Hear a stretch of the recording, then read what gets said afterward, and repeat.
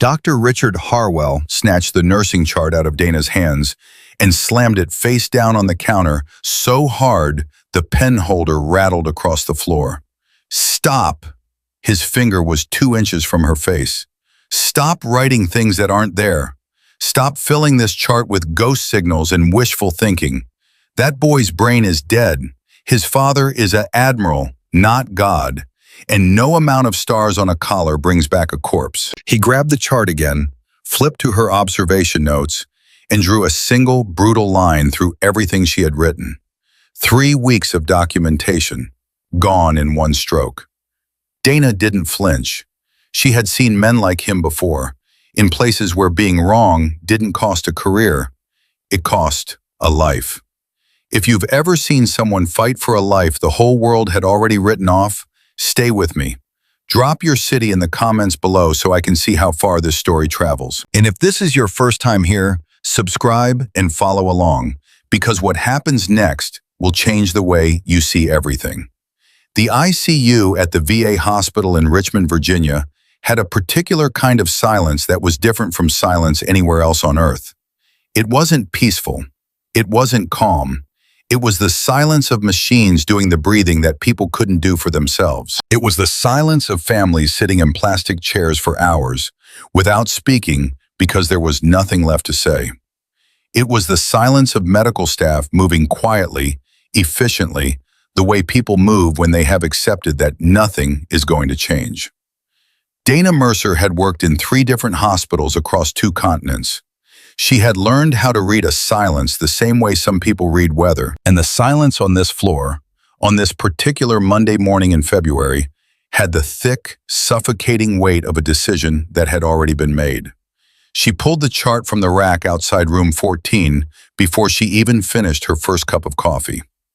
Kyle Harrington, 23 years old, United States Navy SEAL candidate, admitted 4 months ago following a training accident during BUDS, the grueling selection course at Naval Amphibious Base Coronado. Drowning incident, severe anoxic brain injury, coma, assessed as vegetative state by 3 independent neurologists. 3 neurologists. Dana read that line twice. Then she looked through the small rectangular window in the door. The young man in the bed looked almost peaceful.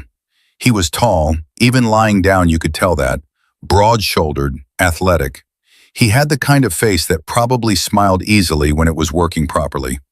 Dark hair, still short in the military way. An IV line in his left arm. A ventilator, cycling steadily. Monitors beeping their slow, indifferent rhythms. She pushed open the door. The woman sitting beside the bed looked up immediately, the way you look up when you've been doing it for 4 months and the reflex has worn grooves into your bones. She was in her mid-50s, fine-featured, with dark circles under her eyes so deep they looked like bruises. "Good morning," Dana said, keeping her voice soft. "I'm Dana Mercer. I'll be covering this unit for the next 3 weeks." The woman nodded. "Patricia Harrington. Kyle's mother?" "Yes." Dana looked at Kyle for a moment. Then she looked back at Patricia. "Has he been stable overnight?" The night nurse said yes. Patricia's voice was flat in the way that voices go flat when they've been stretched too thin for too long. "They always say yes."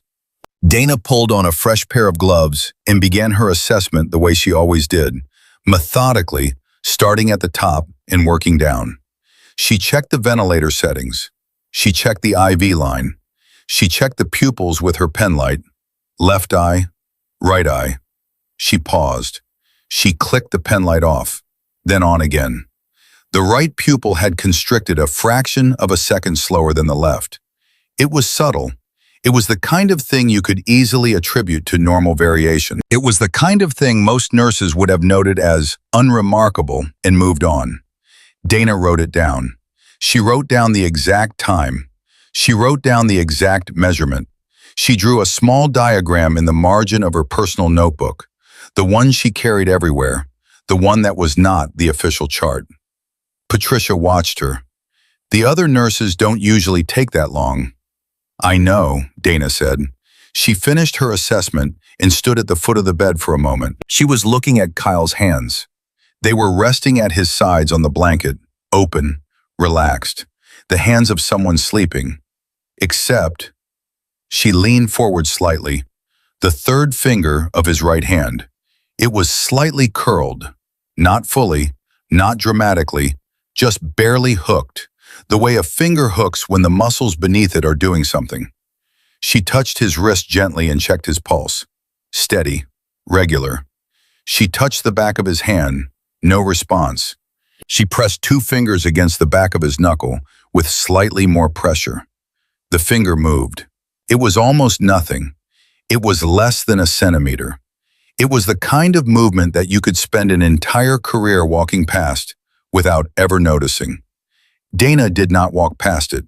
She wrote it down. The time was 7:22 a.m. She was back at the nursing station when Dr. Richard Harwell arrived at 8:15. He came through the double doors the way he always came through doors, ahead of his own presence, already talking, already asserting the shape of the next several hours. Harwell was 61 years old and had spent 30 of those years building a reputation as one of the most respected neurologists on the East Coast. He had the credentials to prove it. He had the awards to prove it. He had the photograph on his office wall of himself shaking hands with the Secretary of Veterans Affairs to prove it. He also had the manner of a man who had stopped being wrong so long ago that he had ceased to remember what being wrong felt like. "Good morning," he said to the nurses at the station, without looking at any of them. He picked up a chart, scanned it, set it back. "Harrington's status unchanged?" "I'd like to talk to you about that," Dana said. Harwell looked at her for the first time. A brief, assessing glance. "You're new." "Dana Mercer. I started yesterday." "Mercer," he looked back at the chart. "What about Harrington?" "I noticed some responses during my morning assessment that I think are worth discussing. Pupillary asymmetry, slight digital flexion response to tactile stimulus, and this morning when I was in the room and his mother said his name, his breathing pattern changed." Harwell set the chart down on the counter. He looked at her with the particular patience of a man who has had this conversation before and considers it beneath him. "Mercer, Kyle Harrington has been assessed by 3 board-certified neurologists, including myself, and has been found to meet all established criteria for a vegetative state. What you're describing is residual motor artifact. It's common, it's documented, it does not indicate consciousness." "I understand that," Dana said, "but the pupillary response seemed reactive rather than reflexive, and the flexion I observed was directional. He moved toward pressure, not away from it." "You've been on this unit for 1 day." "Yes, sir, I have." He picked up the chart again. Discussion over. Dana stood at the counter for a moment after he walked away. Then she opened her notebook and wrote down the time. 8:19 a.m. She had been dismissed. She went back to work. Over the next 6 days, Dana Mercer built a document, not on the official hospital system, in her notebook first, then transferred carefully each evening to a personal laptop she kept in her locker. She documented every observation with timestamps and precise clinical language. She cross-referenced her findings with the existing chart. She did it quietly, thoroughly, and without telling anyone what she was doing. What the document showed was a pattern. Kyle's breathing changed whenever his father spoke to him. Not dramatically, not obviously, but there was a consistent, measurable shift in his respiration rate during his father's visits that did not occur during any other interaction. Dana had been timing it for 4 days running. The pattern held every single time. His pain response was inconsistent in a way that mattered. When nurses performed routine procedures on his left side, his face remained passive. When procedures occurred on his right side, there was a subtle but repeatable tension in his jaw muscles. Left side, nothing. Right side, tension, every time. And on day 5, when Patricia Harrington was reading aloud from a Bible at his bedside, Kyle's eyes had moved beneath his closed lids. Not the random, rolling movement of REM sleep or unconscious reflex. Tracked movement, following the sound of his mother's voice. Dana had been standing in the doorway, and she had seen it clearly. She had documented it immediately. She had taken it to Harwell the next morning, and he had listened for 90 seconds before saying, "Nystagmus is common in vegetative patients. Document it in the chart and move on." She documented it in the chart. She also kept her own copy. On the 7th morning, she found something that stopped her cold. She had gone back through Kyle's entire medical record from the beginning. Every note, every test, every imaging result, every medication log. It had taken her 3 evenings and the better part of a night when she couldn't sleep. And she found it. There in the medication administration record from the day of his confirmatory neurological evaluation. The test that had officially established his diagnosis as vegetative state. Propofol, 200 milligrams, administered at 10:14 a.m. The confirmatory evaluation had been conducted at 4:07 p.m. that same day, 6 hours after a heavy dose of propofol. Dana sat in her car in the hospital parking lot and read the entry 4 times. Then she pulled out her phone and opened a medical reference database. Propofol, mechanism of action, half-life, duration of neurological effects in cases of brain injury. She read for 20 minutes. In patients with existing brain trauma, the neurological effects of propofol could persist significantly longer than in healthy patients. The half-life was variable. In cases of compromised metabolism, the drug's effects on brain activity and responsiveness could linger for 12 hours or more. The test that had defined Kyle Harrington's entire medical future had been conducted while his brain may have been chemically suppressed. Dana sat in the parking lot for a long time. The morning was cold and gray, and the parking lot was starting to fill with the morning shift arriving. People walking past her car with coffee cups and backpacks. Normal people starting normal days. She thought about what she was looking at.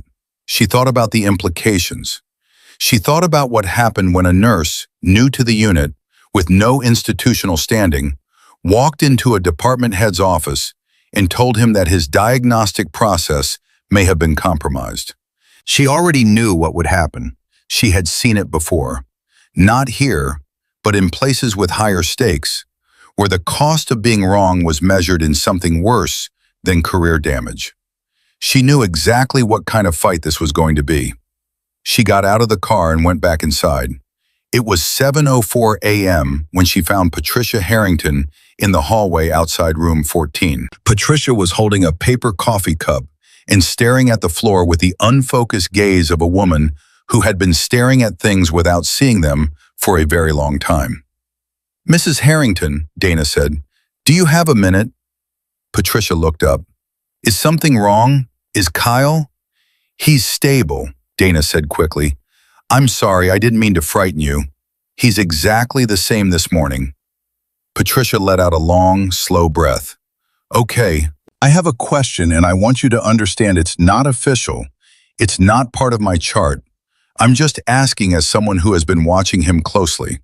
When the Admiral visits and he talks to Kyle, have you ever noticed anything? Any change at all?" Patricia looked at her.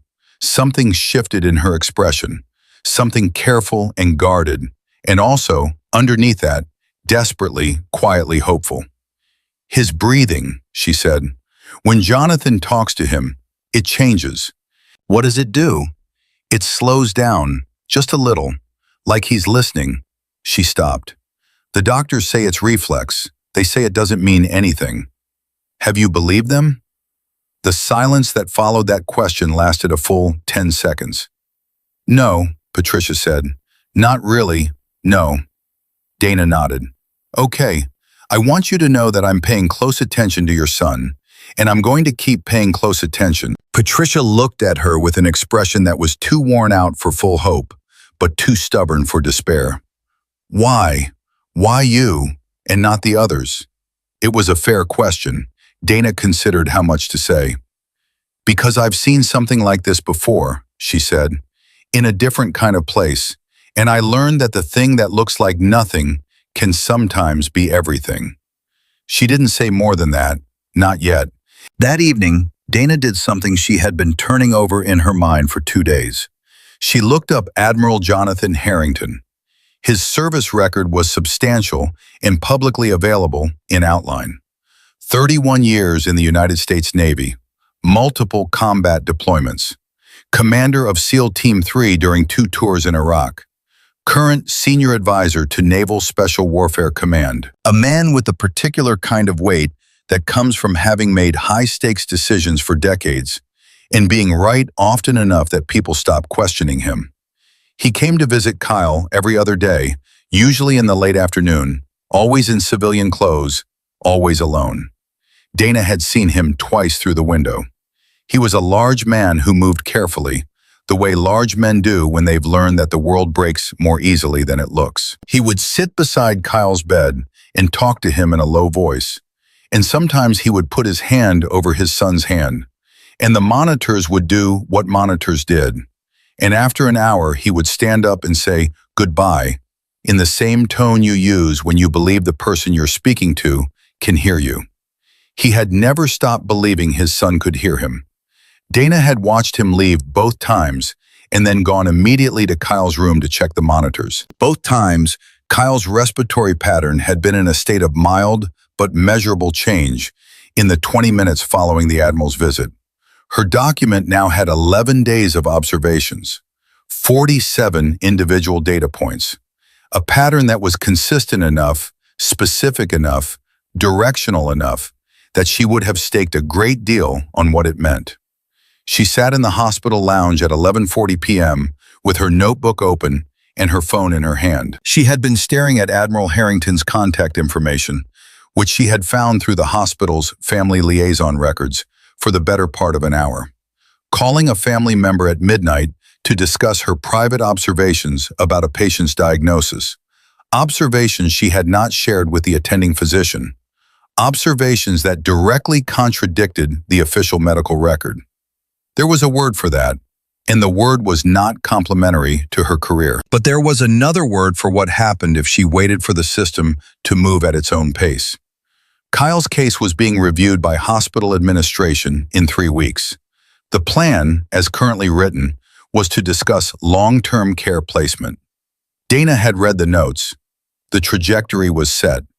In 30 days, Kyle Harrington would be moved to a facility designed for patients who were not expected to get better. Once that happened, the kind of intensive monitoring that might catch what she was catching would end.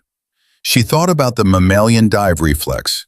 She had been researching it for 3 days. The reflex triggered by sudden immersion in cold water, diverting blood from the extremities to protect the brain and the heart. The reflex that gave drowning victims in cold water windows of survivability that should not, by any reasonable calculation, exist. Kyle had been submerged in the Pacific Ocean off the coast of California in February. Water temperature approximately 54 degrees Fahrenheit. Nobody had mentioned the dive reflex in his chart, not once. She made the call at 3:01 a.m. He answered on the second ring, which told her that he had not been sleeping either. "Admiral Harrington, my name is Dana Mercer. I'm a nurse on the ICU unit where your son is being treated. I need to ask you to come to the hospital right now, and I need to ask you to trust me until I can explain what I've found." There was a silence on the line. Then his voice came through, low and controlled and absolutely alert. "How soon?" "As soon as you can get here," she said. "Before 9 a.m., before the meeting." Another pause. "What have you found?" "I don't want to tell you over the phone," she said, "but I need to show you something before tomorrow's meeting, and I need you to see it with your own eyes." The silence lasted 4 seconds. She counted them. "I'll be there in 40 minutes, he said. She hung up. She sat in the empty lounge with the phone in her lap and felt the full weight of what she had just done settle over her. She had gone around the attending physician. She had contacted the family directly. She had made a commitment she would have to back up.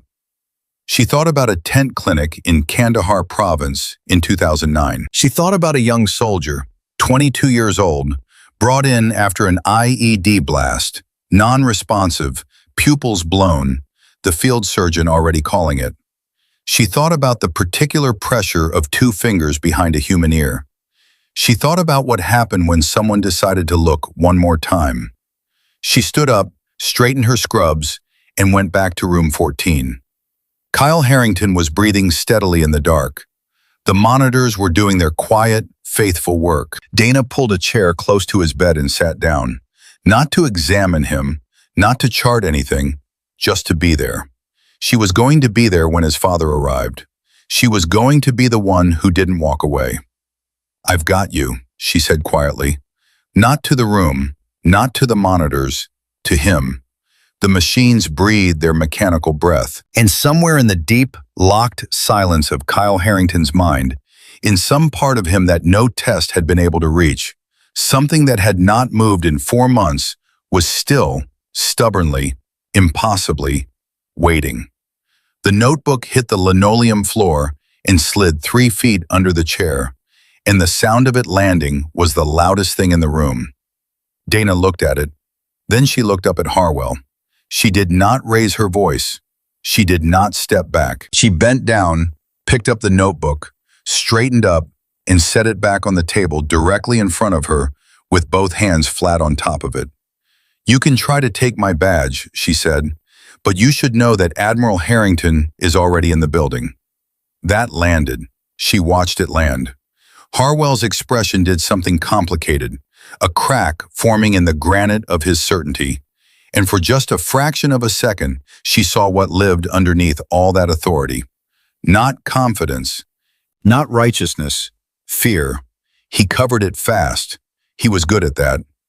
But Dana had spent years learning to read faces in the half-second before people put their masks back on, and she did not miss it. "You have no idea what you've done," he said. His voice had dropped. Quieter now, which was worse. "I documented what I observed," she said. "I reported to the family. Both of those things are within my rights as his nurse. You went outside the chain of..." "Richard." The voice came from the doorway.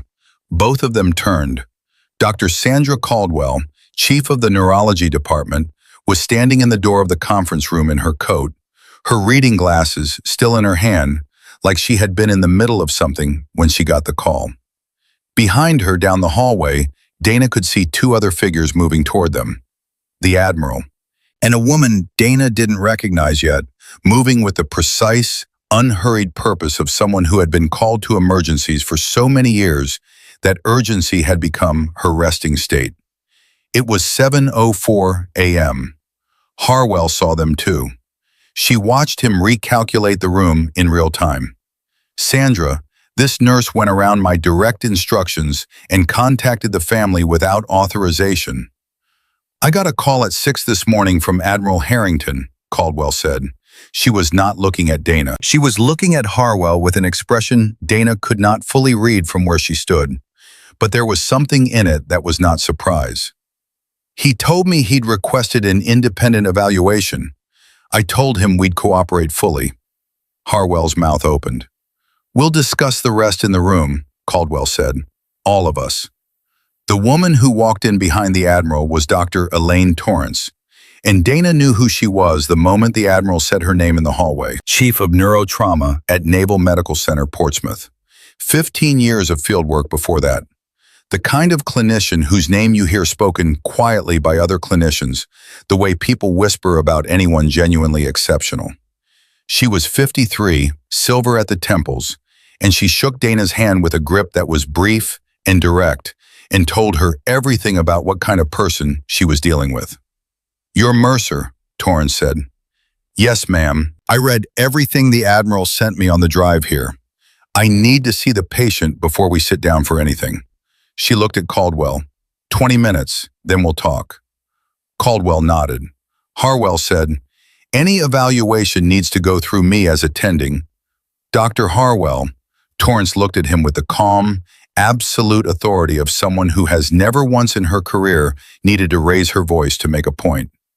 "The family has requested a second opinion. That supersedes attending preference. You know that as well as I do." He knew it. He said nothing. It was 7:11 a.m. when Torrance walked into room 14 for the first time. Patricia Harrington was awake. She had been awake since 4, since the moment she had woken to find her husband in the room, and understood from the quality of the air that something had shifted. She was holding Kyle's hand with both of hers, and she looked up when Torrance entered with the wary, desperate attention of a woman who has been offered hope before and had it taken back. The Admiral stood near the window. He did not speak. Dana positioned herself near the door and stayed out of the way. She was there to observe. She had done her part. Now it was Torrance's turn, and the best thing Dana could do was be quiet and watch. Torrance introduced herself to Patricia briefly and gently, the way the best doctors do, making the family feel seen without making the moment about them. Then she turned to Kyle and began her evaluation, and the room went very still. She worked methodically, standard neurological assessment first, the coma scale components, the motor responses, the basic reflexes. She documented everything with a small voice recorder clipped to her collar, speaking in low, clinical tones. Her hands were certain. She did not hurry, and she did not pause unnecessarily. And watching her work was like watching someone who had spent thousands of hours doing exactly this and had never stopped taking it seriously. At 7:29 a.m., she stopped. She had been testing Kyle's right side corneal reflex for the 3rd time. She leaned back slightly. She made a note. Then she adjusted her position, picked up a different instrument from her bag, and tested again. The response was slight, but it was there. Dana saw the exact moment Torrance registered it because Torrance's pen stopped moving for exactly 2 seconds. 2 seconds of absolute stillness. Then she began writing again, faster. Patricia was watching Torrance's face the way everyone in that room was watching it. "What is it?" she whispered. "What did you find?" Torrance held up one hand, not dismissively, just asking for 60 more seconds. She moved to the other side of the bed. She performed a sequence of tests that Dana recognized as a deep brainstem assessment, targeting the vestibulo-ocular reflex, the oculocephalic pathway, nerve channels that most standard evaluations did not probe with this level of specificity. She performed the sequence twice. She spoke quietly into her recorder. She straightened up. She looked at the Admiral. "His brainstem reflexes are intact," she said. Patricia made a sound. Not words, something below words. "His oculocephalic reflex is present and traceable," Torrance continued. "His vestibular response is asymmetric in a way that is consistent with a recovering consciousness, not with absent function." She closed her notebook. "Kyle is not in a vegetative state. He is in a minimally conscious state. The difference is not a technicality. A vegetative brain is no longer organizing meaningful function. A minimally conscious brain is still working, still processing, still trying to find its way back."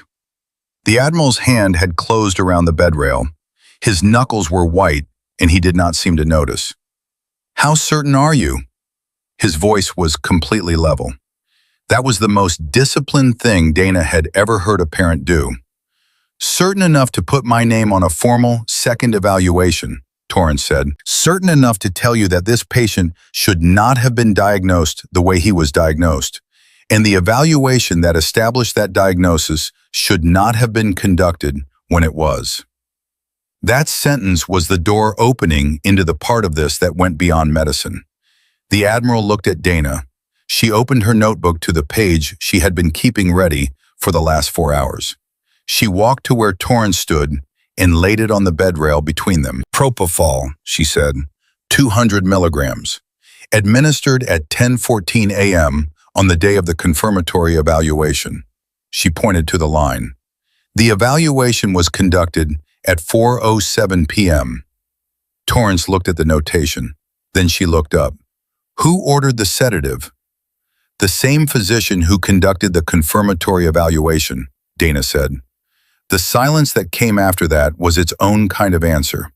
Patricia's hands had tightened around Kyle's. She was looking at her son's face, and something in her expression had shifted from fragile hope into something harder and quieter and much more permanent. He ordered the drug that suppressed Kyle's brain, she said slowly, and then he ran the test that said Kyle's brain wasn't working. Nobody corrected her. It was 7:58 a.m. The conference room filled at 8:15, faster than Dana had expected, which told her that the Admiral had been making calls since before dawn with the efficiency of a man who understood that preparation was the difference between winning a room and losing one. The department chief was there, the hospital administrator, a careful man named Gerald Foss, who had the look of someone who was already calculating liability before he sat down. Two members of the ethics committee, a patient rights advocate who had come in 2 hours early, and Dr. Harwell, who sat at the far end of the table and had chosen a seat with his back to the wall, which Dana noted without commenting on. She sat to Torrance's left. Her notebook was open. Her hands were still.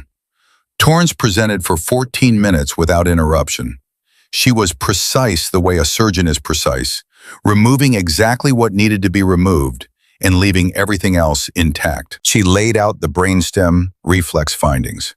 She walked through the imaging review and identified two specific points in the original interpretation that she characterized in careful clinical language as having reached conclusions that the data did not fully support. She presented the mammalian dive reflex data with the ocean temperature records, the timeline of Kyle's submersion, the documented literature on cold water drowning and cerebral protection. Nobody in the room had known about the dive reflex. Dana watched their faces as Torrance laid it out. She watched the administrator stop writing and look up. She watched the ethics committee members exchange a glance. Then Torrance got to the propofol. She read the medication record aloud. She read the evaluation timestamp aloud. She cited two peer-reviewed studies on propofol's extended neurological effects in patients with metabolic compromise. She stated in plain language that in her clinical opinion, the confirmatory evaluation of vegetative state in Kyle Harrington's case had been conducted under conditions that invalidated its findings. She said it without looking at Harwell. She said it the way you state a fact that has stopped being debatable. Harwell's chair scraped back 2 inches. This is a fundamental mischaracterization of standard propofol protocol in sedation management. The half-life in standard dosing in a patient with confirmed metabolic compromise, Torrance said, still not looking at him. The standard half-life does not apply, and you know that.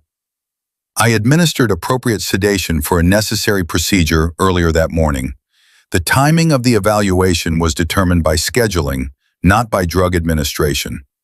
You ordered the sedative, the Admiral said. The room was completely still. You ordered the sedative, he said again, and then you ran the test. And then you signed the paper that said my son was gone. He was not shouting. His voice was the quiet of a man who had spent 30 years learning that you don't have to raise your voice to make the walls shake. And you have spent 4 months defending that paper every time someone in that ICU tried to tell you something was wrong. Harwell's mouth opened and closed. Dr. Caldwell said, "Richard, don't." It was the second time she had said his name like that in one morning. The second time she had used the tone that meant she already knew where this ended. Foss, the administrator, set down his pen. Dr. Torrance, are you prepared to assume primary oversight of Mr. Harrington's case, effective immediately? Yes. Dr. Harwell, pending a full administrative and ethics review, you are removed from this case as of right now. He looked at the ethics committee. I'll need formal documentation from everyone in this room. We'll treat this as an active inquiry. Harwell stood up. His chair went back hard. 30 years, he said. His voice had gone strange, something cracking in it that Dana had not heard from him before.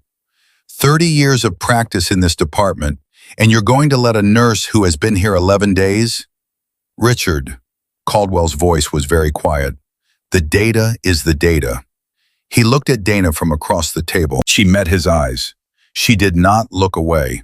He grabbed his folder and walked out of the room. The door did not slam. That was somehow worse than if it had. The room breathed again. Dana looked down at her notebook. Her handwriting, 11 days of it, timestamps and measurements and observations that everyone had told her meant nothing. She thought about the word artifact.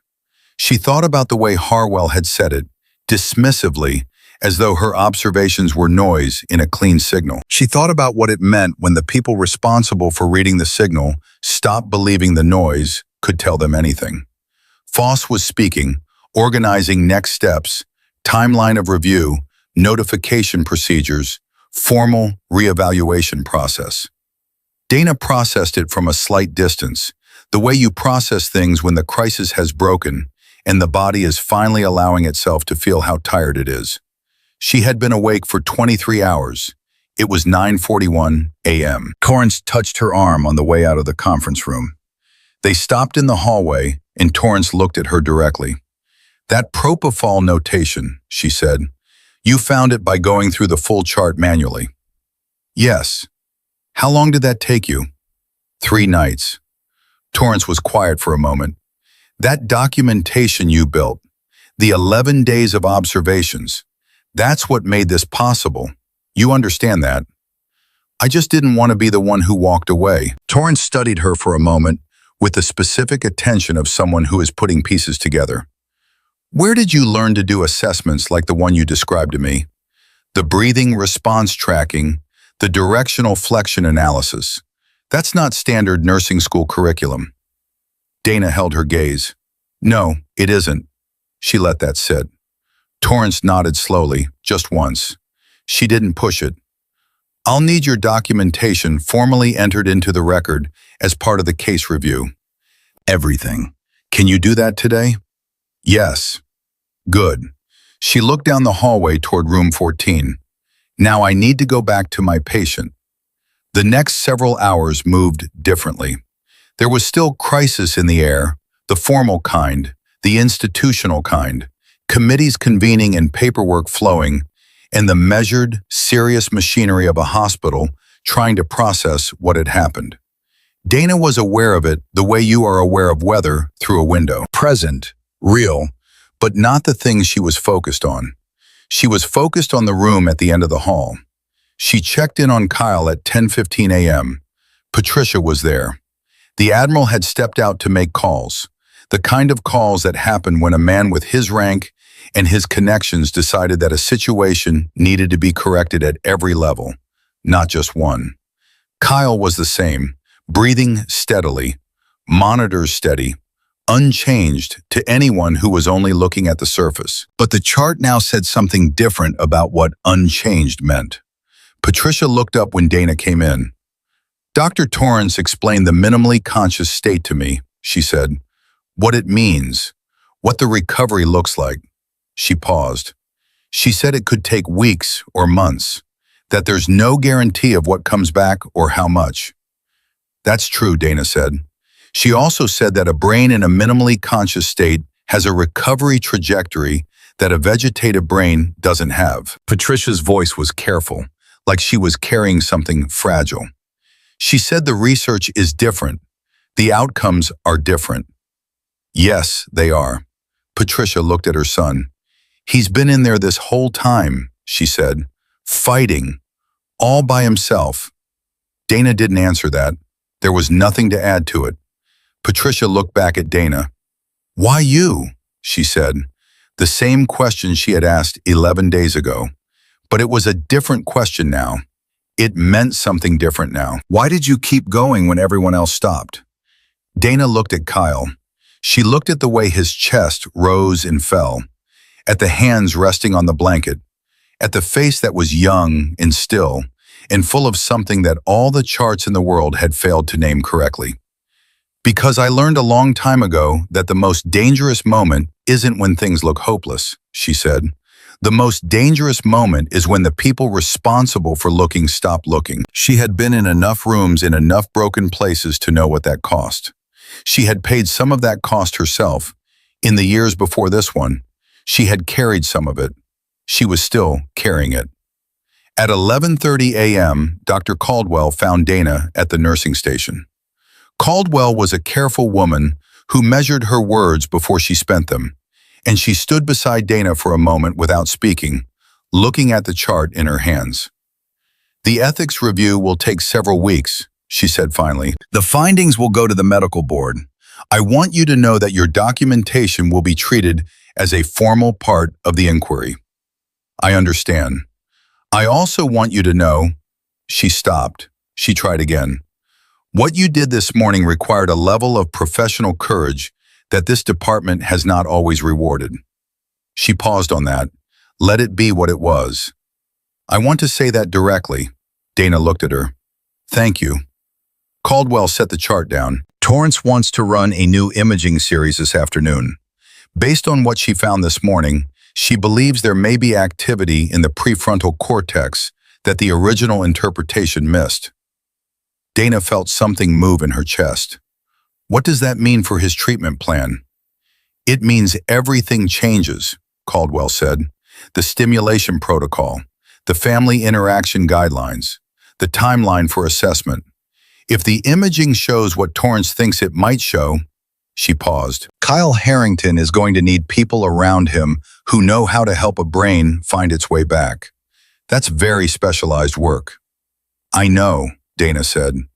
Caldwell looked at her. There was something in the look that was a question and a statement at the same time. "Yes," she said. "I imagine you do." She walked away. Dana stood at the nursing station and let the morning settle around her. The unit was doing its ordinary work, nurses moving, monitors beeping, the unremarkable constant business of keeping people alive. Down the hall, in room 14, a young man who had been declared already finished was breathing into a future that had just reopened.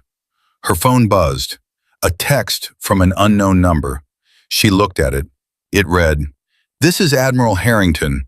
I want to discuss something with you when you have a moment. Not about the case, about what comes next." She stared at the message for a long time. She typed back, "I'll find you after the afternoon imaging."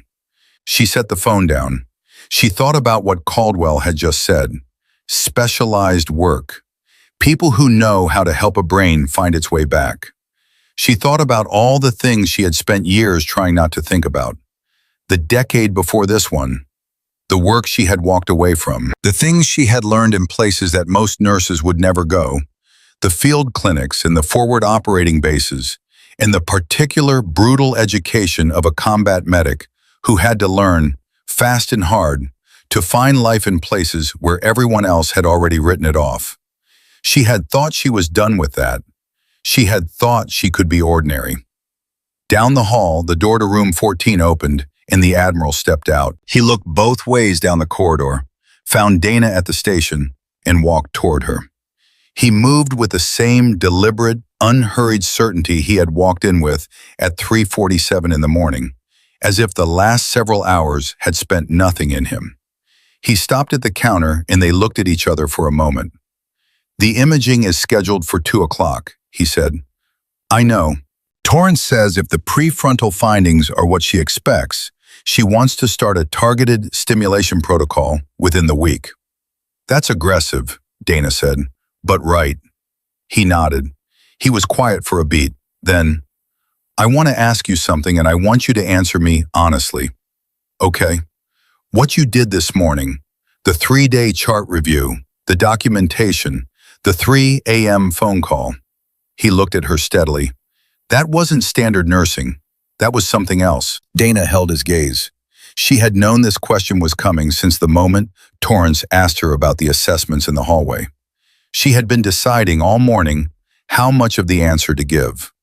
"No," she said, "it wasn't standard nursing." "Who are you, Dana Mercer?" She looked at him for a long moment. Outside the window at the end of the hallway, the morning had gone gray and ordinary, clouds moving in over the parking lot, the world doing its unremarkable work. "I'm the nurse who didn't walk away," she said. It was not the whole answer, but it was the true one. And for now, in the fluorescent light of a VA hospital on a February morning, with a young man at the end of the hall getting his first real chance at coming back, it was enough. The imaging suite at the VA hospital was on the second floor, and at 1:47 p.m., Dana walked Kyle's chart down there herself because she needed something to do with her hands.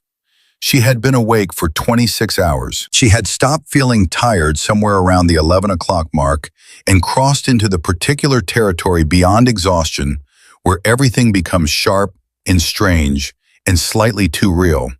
Like the world has had its contrast turned up. Dr. Torrance was already there.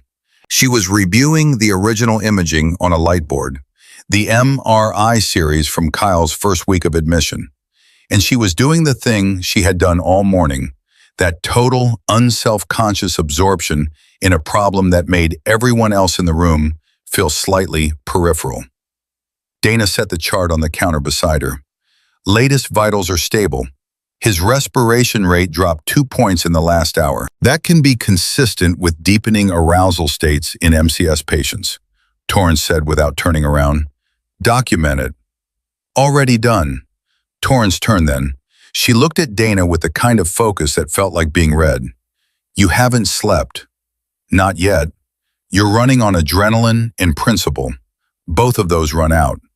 I know. I'll sleep after the imaging. Torrance held her gaze for a moment. I want you in the room when we run this. Your observations over the last 11 days are going to matter for how I interpret what I see. You've been watching him longer than anyone. Something in Dana's chest settled slightly. Okay. Tell me about the breathing pattern changes again, specifically the ones during the Admiral's visits. Dana pulled her notebook. She walked Torrance through it from memory, the timestamps, the duration of each deviation, the return to baseline. She had it memorized the way you memorize things that matter. Torrance listened with her arms crossed and her eyes on the middle distance, processing. And the directional flexion, Torrance said, right side only. Consistent across 7 separate observations. Left side, no response. Right side, repeatable tension in the jaw and finger flexion. That's lateralization, Torrance said. That's the brain organizing a response, not generating random noise. She uncrossed her arms. Harwell called it artifact. He did. He was wrong. She said it flatly, without heat, which was somehow more damning than anger would have been. She turned back to the lightboard. The original imaging was read by Dr. Parks in radiology. Parks is competent, but he was reading for a vegetative pattern because that's what the clinical notes told him to expect. Confirmation bias in imaging reads is more common than anyone in this field likes to admit. She tapped one section of the MRI. I want a new DTI series. Diffusion tensor imaging. It maps white matter tracks, the structural connections between brain regions.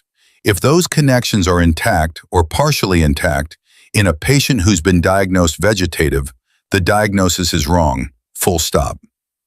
How long will it take to read? I'll have preliminary findings within 2 hours of the scan. She looked at the clock. Kyle goes in at 2. I want you standing next to me when I read the results. It was 2:03 p.m. when the imaging began. The Admiral and Patricia were in the waiting area outside the suite. The Admiral was sitting with his forearms on his knees and his hands loosely clasped, the posture of a man holding himself together through deliberate physical discipline. Patricia had her eyes closed. She might have been praying. Dana had learned by now not to presume. She stopped in the doorway. This will take about 45 minutes, she said. The reading will take longer. The Admiral looked up. What are you expecting to find? Dr. Torrance will explain the findings when she has them. But what she's looking for is structural evidence of intact connectivity. If the white matter pathways are preserved, it means Kyle's brain hasn't lost its architecture. It means the wiring is still there, even if the lights have been dim. Patricia opened her eyes. And if the wiring is there, then there's something to work with. She went back inside before either of them could ask the next question, because the next question was the one nobody could answer yet. And she had learned long ago that the kindest thing you could do for a waiting family was not to speculate beyond what you knew. The scan ran, the machine did its work, the technicians did their work. Torrance stood outside the bay window, watching the images populate in real time, and Dana stood beside her, and neither of them spoke for long stretches, and the silence was the productive kind, two people thinking hard about the same thing from different angles. At 2:51 p.m., Torrance said, "There." She pointed to the screen. Dana leaned in. The DTI image rendered the brain's white matter pathways as colored fiber tracks, a dense, intricate map of the connections that made a human mind a human mind. In a true vegetative state, those tracks showed significant disruption, gaps where the architecture had collapsed, darkness where there should have been light. Kyle's image was not dark. It was diminished. It was damaged in ways that were real and that would matter for a long time. There were areas of disruption that would require months of work to understand. But the major pathways, the corticospinal tracts, the thalamocortical projections, the connections between the prefrontal cortex and the deeper organizing structures of the brain, they were there, reduced, stressed, but structurally present. His anterior cingulate cortex is showing metabolic activity, Torrance said. She was speaking partly to Dana and partly to herself. That's the region associated with awareness and directed attention. In a vegetative patient, it's essentially silent. She pointed to a specific cluster of signal. That is not silent. Dana looked at it. She had enough neurological training to understand what she was seeing.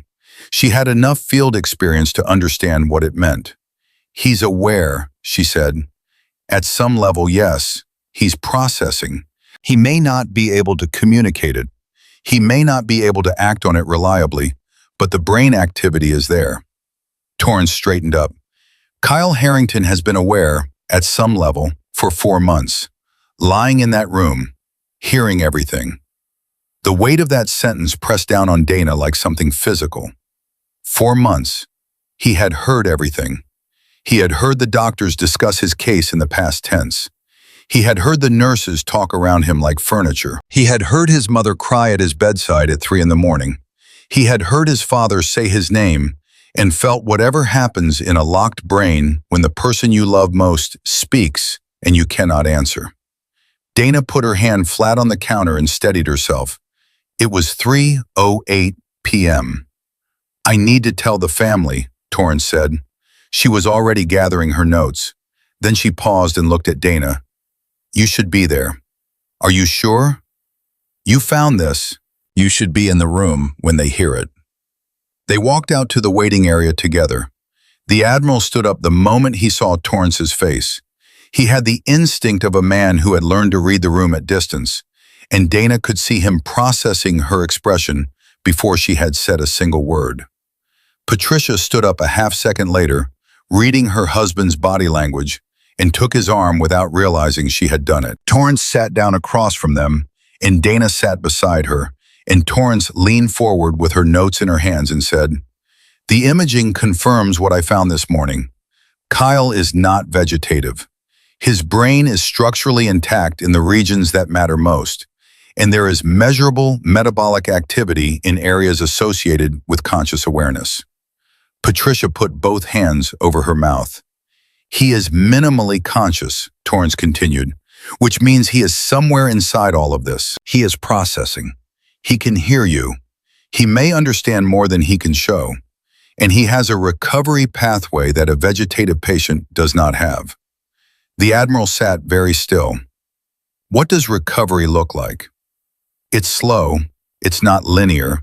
There will be days that feel like nothing is happening, and days that feel like enormous progress, and then regression that feels like losing ground you already won. It requires intensive, specialized stimulation therapy, and it requires the people around him to understand that his responses may be small, and that small is not nothing." She paused. "It also requires us to start over, a complete reassessment of everything, a new treatment protocol built on what his brain actually is, not what the wrong diagnosis assumed it was." "How long?" Patricia said. Her voice was muffled by her hands. "To full recovery?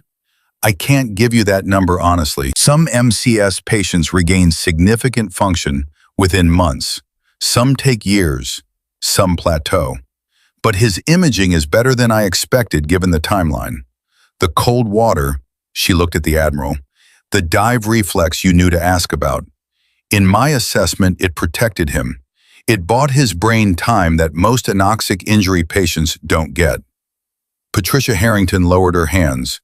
Her face was wet. She was not making any sound. She just looked at Torrance with the eyes of a woman who had been living in a place so dark for so long that light felt violent. "He's been there," she said, "all this time." "Yes," Torrance said simply. "He heard us." "Most likely, yes." Patricia stood up abruptly. She didn't say anything else. She walked straight past Torrance and Dana and back toward the elevator, walking fast, the way you walk when you need to get somewhere before you come completely apart. The Admiral watched her go. He did not follow immediately. He sat for another moment with his hands on his knees, looking at the floor between his feet. "The ethics review," he said quietly. "Harwell." "The hospital has opened a formal inquiry," Dana said. "Caldwell told me this morning it goes to the medical board." "That's not enough." He said it without heat, the same measured way he said everything. 4 months, a 23-year-old in that room for 4 months with a wrong diagnosis, treated as though he wasn't there. He lifted his eyes to Dana. "What happens to cases like his? Boys who don't have a father who keeps calling, who don't have someone like you who notices and refuses to stop." Dana didn't have a clean answer to that. The honest answer was one that sat badly in the chest. "Some of them don't get found," she said. He held her gaze. "That needs to change." She looked at him. She felt the shape of something coming, something that had been moving toward her since 3:01 in the morning when she had made the call, something she had been half aware of and half refusing to look at directly. "Admiral," she said, "what did you mean in your text? About what comes next?" He straightened. The chair creaked. He looked at her the way he had looked at her in the hallway that first morning, taking her measure, but the calculation this time was different. He had more information now. They both did. "Dr. Torrance told me something this morning after the conference room," he said. "She said the assessments you were running on Kyle, the breathing response documentation, the lateralization testing, that those techniques aren't in standard nursing practice." He paused. "She asked me what I knew about your background." Dana was very still. "I told her I didn't know much yet," he said, "and then I made some calls." Her heartbeat did something deliberate and slow. "You served," he said. It was not a question. She looked at him for a long moment. Then she said, "Army, 18 Delta, Special Forces Medical Sergeant, 2 tours Afghanistan, 1 Iraq." The room was quiet. 10 years, she said. "I got out in 2019. He nodded slowly. "That's where you learn to find it. The hidden signs, the field assessments. In a forward operating base, you don't have the luxury of a clean diagnostic environment. You learn to find life in people where the equipment says there's nothing left. Because sometimes the equipment is wrong and your soldier is still in there, and the only thing between him and a body bag is whether you decide to look one more time." She had not said those words out loud to anyone since she left the Army. They came out of her steadily and quietly and felt like setting down something heavy she had been carrying without noticing. "Why nursing?" he asked. "After that work." "Because I wanted something quieter," she said. And then, after a pause, "and because I thought I could disappear into it." Something passed across his face. Not pity, something more respectful than that. "You can't disappear from what you are," he said. "No," she agreed. "Apparently not." It was 4:15 p.m. when she finally got back to the unit. Margaret Osei was at the nursing station, and she looked at Dana the way you look at someone who has walked through something significant and is still upright. "The imaging came back," Dana said. "I heard." Margaret paused. "Word travels fast in a building this size when a case goes the way this one went." She handed Dana a cup of coffee without being asked. "Caldwell wants to see you at 5. "For what?" She didn't say, but she looked like it was good. Dana drank the coffee standing at the counter. She was thinking about what the Admiral had said and not said. She was thinking about the text message and what comes next, and the particular quality of a conversation where the important things are present in the spaces between what's spoken. At 4:47 p.m., she went to check on Kyle. Patricia was there. She was sitting very close to the bed, closer than usual, not holding his hand with both of hers, but with one hand resting on his forearm very lightly, like she was trying to feel his pulse through her palm. She was talking to him in a low, steady voice, and she did not look up when Dana came in, which was different from every other time Dana had entered this room. She was not looking for reassurance anymore. She was not looking for someone to tell her what to hope for. She had already decided. Dana checked the monitors quietly, checked the IV line, documented the respiration rate, which had dropped another point since the morning. She was about to step back when something made her stop. She looked at Kyle's right hand, the third finger, the one she had first noticed 11 days ago, the one that had moved that fraction of a centimeter and started all of this. It was moving. Not the subtle, almost nothing of the first time, not the barely there twitch she had documented and been dismissed for. His entire right hand was making a slow, deliberate attempt to close, like someone trying to make a fist in a dream. "Mrs. Harrington," Dana said quietly. Patricia looked up. Dana pointed to the hand. "Watch." They both watched. The movement continued for approximately 8 seconds. The fingers curled slowly inward, imperfect, trembling with the effort, and then relaxed. Then curled again. Patricia stood up from her chair so fast it scraped back. "Kyle," she said, her voice cracked on his name.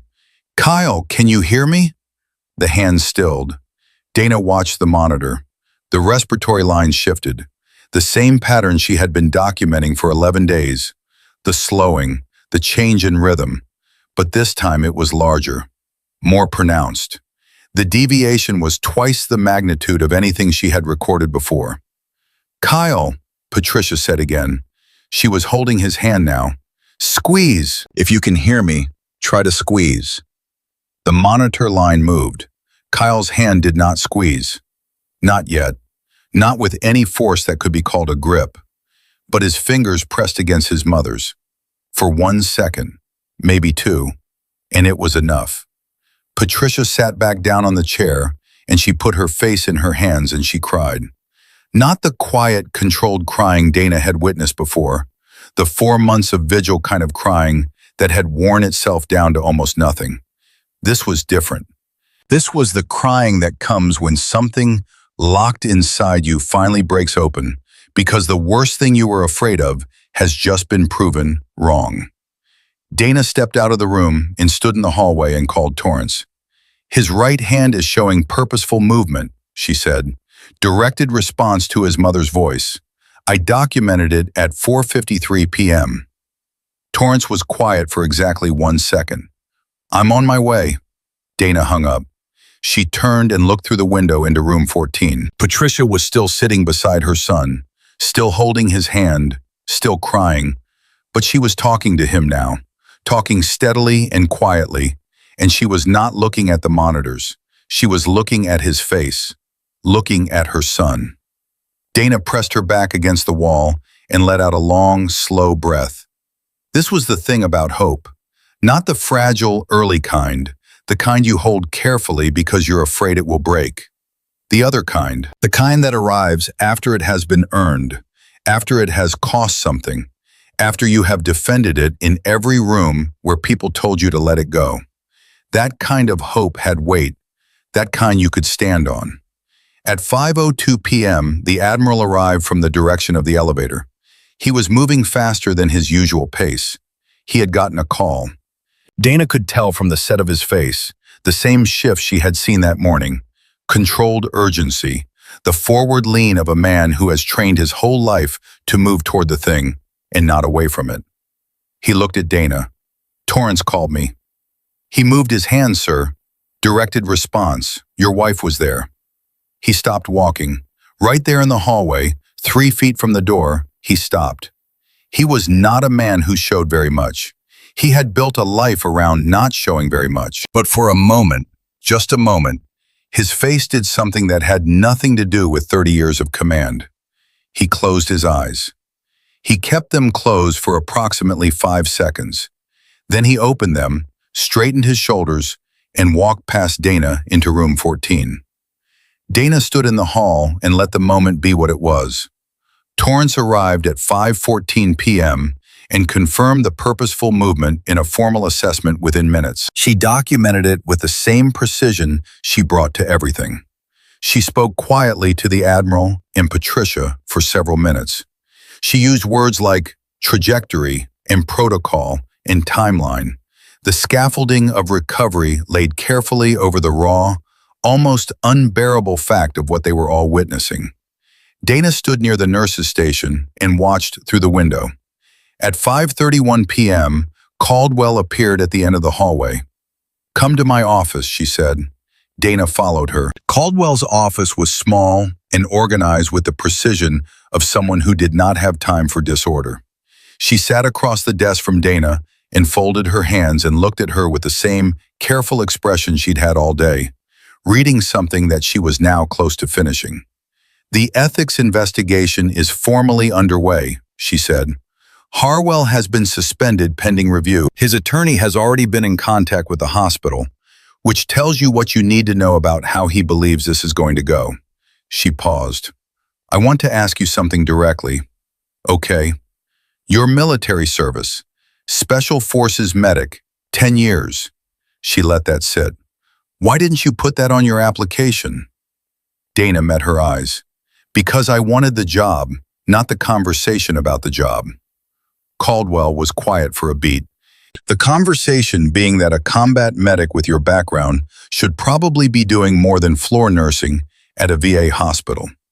"Something like that. Were you hiding?"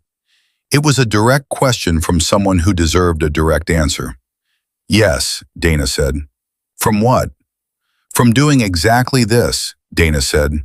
"From being the person who can't stop looking.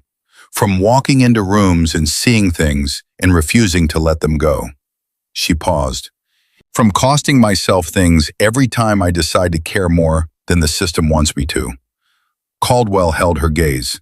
"Has it cost you before?" "Yes. And you did it anyway today." "Kyle Harrington was still in there," she said. "I didn't have a choice." Caldwell picked up a pen, set it back down, picked it up again. It was the only tell Dana had seen from her all day. "Admiral Harrington contacted me this afternoon," Caldwell said.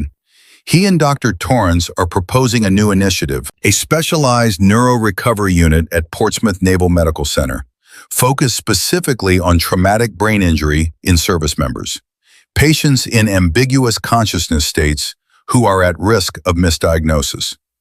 She looked at Dana steadily. "He's requesting you by name as part of the founding clinical team." The hallway outside Caldwell's office was quiet. Somewhere down the corridor, a monitor beeped its steady rhythm. Dana looked at the desk between them and thought about quiet. She had come here for quiet. She had packed herself up and come to this hospital specifically because it was ordinary, because nothing about it was supposed to require the particular part of her that always costs so much to use.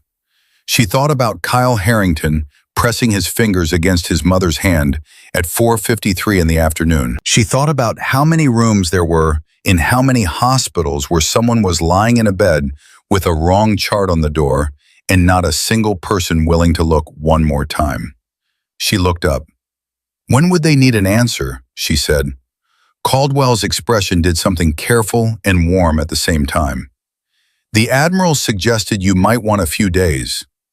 "Tell him I don't need a few days," Dana said. Caldwell tilted her head. "No?" Dana stood up, her chair pushed back with a clean, final sound. "Tell him I need to see those imaging results from today one more time," she said. "And then tell him I'll call Torrance tonight." She walked out of the office and back down the hallway toward room 14. The monitors beeped. The evening shift was beginning its quiet rotation. The unit settled into the particular rhythm of a place where life is measured in hours and progress in fractions. She stopped at the window. Inside, the Admiral was sitting beside his son, for the first time not at the edge of the chair, not with the careful, preserved distance of a man managing himself, but close, leaning forward, talking. The way you talk to someone when you have just been told that they can hear you and every word has been reaching them all along. Kyle's hand was still. The monitors were steady. But the chart on the door said something true now. And in the architecture of that young man's brain, in the pathways that the cold Pacific Ocean had fought to protect, and that one nurse had refused to stop looking for, something was working. Something was finding its way toward the surface. It would take time. It would be hard. There would be days that felt like nothing was moving, but the light was on. And Dana Mercer stood in the hallway of a quiet hospital on a February evening and felt, for the first time in a very long time, that she was exactly where she was supposed to be. Dana called Torrance at 8:47 that evening from the hospital parking lot, sitting in her car with the heat running and her notebook open on the passenger seat. She had gone home for 3 hours, showered, eaten something she could not remember the taste of, and come back because she could not stay away. That was the truth of it. She had tried sitting on her couch, and the silence of her apartment had been the wrong kind. The kind that pressed against her instead of resting on her. And after 40 minutes, she had picked up her keys. Torrance answered on the first ring. "I was wondering when you'd call," Torrance said. "The Admiral said tonight." "The Admiral is used to people doing what he asks." "So am I," Dana said. "Usually in the other direction." Torrance was quiet for a moment, and Dana could hear the background sounds of an office, papers moving, a door. "Tell me where your head is. I want to know what the unit actually looks like, not the pitch, the real version." "The real version is that it doesn't exist yet," Torrance said. "What exists is the Admiral's considerable determination and my clinical framework, and a building at Portsmouth that has been underutilized for 18 months. What we need is the clinical piece that connects those two things. Someone who understands both the medical complexity of ambiguous consciousness states and the specific population. Service members, combat veterans, people who've been through things that civilian neurology doesn't always know how to account for. People who get misdiagnosed because the system doesn't know what it's looking at, Dana said. "Yes, exactly that." Dana looked through her windshield at the hospital entrance. The lights were on in the ICU windows on the 4th floor. She knew which window was room 14. "How many cases like Kyle's do you think are out there?" she said. Torrance took a breath. "I've been thinking about that since this morning. The honest answer is, I don't know. The literature on MCS misdiagnosis rates in TBI patients is sobering. Some studies put it as high as 40%. 40% of patients diagnosed vegetative who with proper assessment would qualify as minimally conscious. Some of those recover significantly, some recover completely. The ones who don't get the proper assessment," she stopped, "they go to long-term care facilities. They spend years in rooms where no one talks to them because everyone has already decided there's no one home." The silence between them had weight. "I'll come to Portsmouth," Dana said, "but I want to be honest with you about something first." "Go ahead." "I've been running from this kind of work for 5 years. I left the Army because I needed to stop being the person in the room who can see what everyone else is missing. Because it costs something every time, and I had gotten to a point where I wasn't sure I had anything left to spend."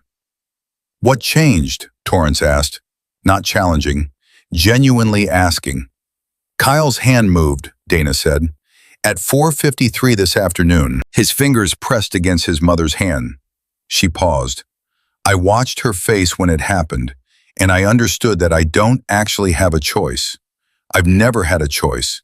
I just spent 5 years pretending I did." Torrance was quiet for a long moment.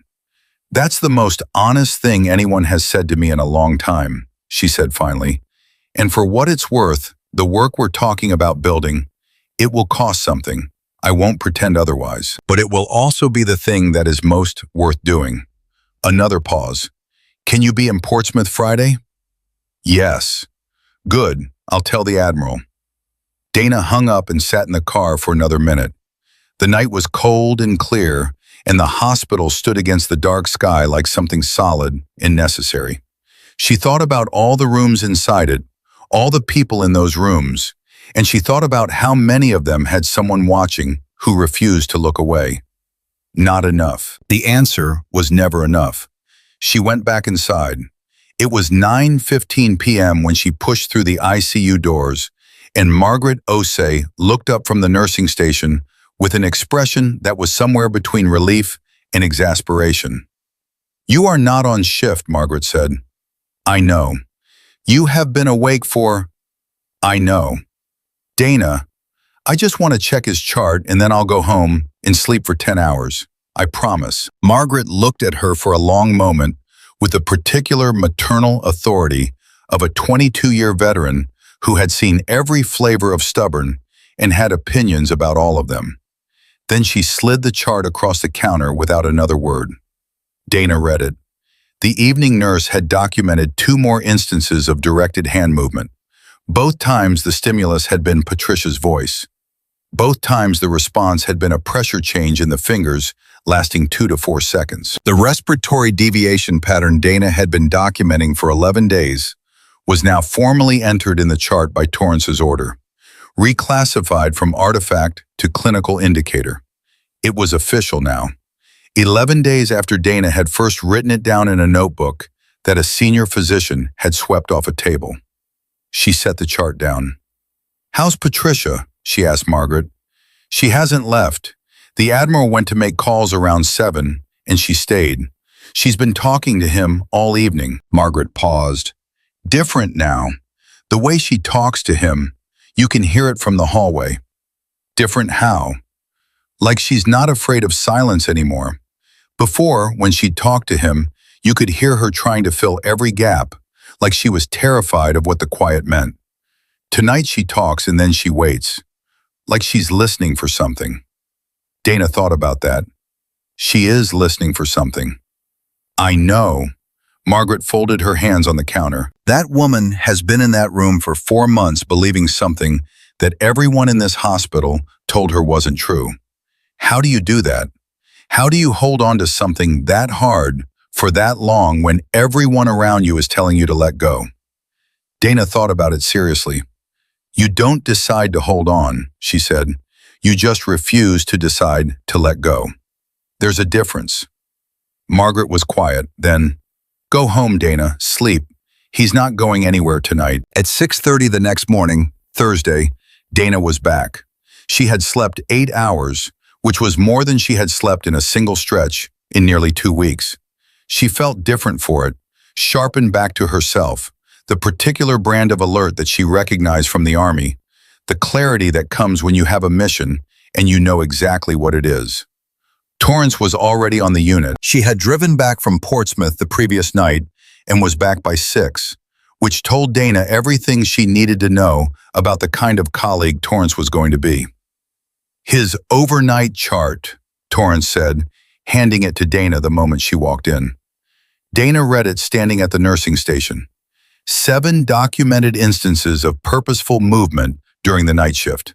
3 of them had occurred during periods when no family member was in the room. 2 had occurred during routine nursing procedures on his right side. 1, at 3:22 in the morning, had been documented by the night nurse as spontaneous bilateral hand movement lasting approximately 12 seconds. Dana looked up. "Bilateral, both hands." "Both hands," Torrance confirmed. The significance of that settled over both of them for a moment without needing to be stated. Bilateral spontaneous movement in a patient diagnosed vegetative 4 months ago. Movement occurring independently, not just in response to external stimulus. The brain organizing itself, finding circuits, relearning pathways. "How fast can we start the stimulation protocol?" Dana asked. "I want to run one more assessment first, this morning, and I want you there." Torrance picked up her own notes. "There's something else." Dana waited. "The medical board contacted the hospital at 7 o'clock this morning. Harwell's case is being fast-tracked. They're treating it as a priority review because of the nature of the allegation. One physician ordering sedation and then conducting the confirmatory evaluation that established diagnosis. She paused. They want your documentation formally submitted by end of day today. All of it, the full 11 days. It's ready, Dana said. I know it is. Torrance looked at her. When you compile it, I want you to add a clinical summary. In your own words, what you observed and when and why it mattered. Not clinical shorthand. Actual language that a board member with limited neurology background can read and understand. You want it to be legible to people who aren't neurologists. I want it to be legible to people who are making a decision about a physician's future, Torrance said. Yes, Dana nodded. I'll have it done by noon. It was 7:44 a.m. when they went into room 14 together. Patricia was there. She looked like she had slept in the chair, which she probably had. Her hair was pressed flat on one side, and her eyes had the dazed, slightly unfocused quality of someone who had been woken by small sounds all night and had not minded a single time. She looked at Torrance and Dana and sat up straight. Something happened last night. The night nurse told me at 6. She said his hands. I read the chart, Torrance said. I want to assess him this morning based on what I'm seeing. Is that okay with you? Yes, please, whatever you need. Torrance set her bag down and began the assessment. She moved through it systematically, and Dana stood near the bed rail and watched Kyle and watched the monitors in equal measure, tracking both simultaneously the way she had trained herself to track 2 data streams at once. At 7:56 a.m., Torrance performed the same brainstem assessment she had run the previous morning. Left side first, then right. The right side response was stronger than yesterday. Not dramatically, not in a way that would have registered to anyone who hadn't been watching him for 11 days or who didn't know exactly what to look for. But the response was faster, more organized, with less of the soft, trailing edge that indicated a brain working at the outer margin of its current capacity. Dana noted the time and the quality of the response in her notebook. Torrance straightened. She looked at Kyle for a moment without speaking. Then she said, Kyle, I'm going to ask you to do something. If you understand me, I want you to try to squeeze your right hand into a fist. Just try, whatever you can manage. The room was absolutely still. Patricia's hands were clasped in front of her mouth. Nothing happened for 5 seconds. Then Kyle's right hand moved. It did not make a fist. His fingers curled approximately 40% of the way and held that position for 3 seconds before relaxing. It was effortful and incomplete, and it was without question a response to a verbal command. Patricia made a sound that was not a word and could not be transcribed. Torrance said, very calmly, Good, Kyle. That was good. She made her note. Dana made hers. The timestamp was 7:59 a.m. The room held that moment for several seconds without anyone moving, as if everyone in it understood that something had just crossed a threshold that could not be uncrossed. Then Torrance picked up her pen and said to Patricia, quietly and seriously, This is the beginning. I want you to understand that what you just saw is real, and it is significant, and it is also the very beginning of a very long road. Do you understand that? Yes, Patricia said. Her voice was entirely steady, which was remarkable given the state of her face. There will be days that look exactly like today, and days that look like nothing is happening. The brain doesn't recover in a straight line. It goes forward and it rests, and sometimes it appears to go backward before it goes forward again. Your job and the Admiral's job is to be consistent, to talk to him, to be present, to understand that every interaction is reaching him, even when he cannot show you that it is. He's been hearing us, Patricia said, this whole time. Yes, most likely. Everything we said in that room. Yes, Patricia looked at her son. Dana watched her process that, watched the complicated, layered thing that crossed her face, the relief and the grief woven so completely together that you could not separate them and would not have wanted to. I talked to him about everything, Patricia said softly. Things I've never told anyone. I talked to him because I needed to, and because I didn't think. She stopped. I didn't think it mattered. It mattered, Torrance said. Every word. At 9:20 a.m., Dana was at the nursing station, compiling the formal documentation when the Admiral arrived. He came directly to her without stopping at the room first, which meant he had seen something in her posture or her expression from the end of the hallway. "What happened?" he said. "He responded to a verbal command this morning at 7:59, Dana said. Dr. Torrance asked him to squeeze his right hand. He attempted to comply. The Admiral stood completely still. It was partial, Dana said, but it was directed and it was volitional. He heard the instruction and he tried to follow it. The Admiral put one hand on the counter, not heavily, just placed it there the way you place a hand on something solid when you need to feel the ground. "Verbal command response," he said. "Yes, sir." He was quiet for a moment. Dana let him have it. "That's not vegetative," he said. "No, sir, it is not." He lifted his hand off the counter. He straightened. He looked at Dana with something in his eyes that had moved beyond gratitude into something more permanent and more serious. "The medical board contacted me this morning," he said, "about the formal inquiry. They want a statement from me as well, about what I was told over the past 4 months, and when I was told it, and what I was not told." His jaw tightened briefly. "I have a great deal to say." "I imagine you do." "Caldwell told me about your conversation, the Portsmouth position." He held her gaze. "Are you in?" Dana looked at him. "I called Torrance last night.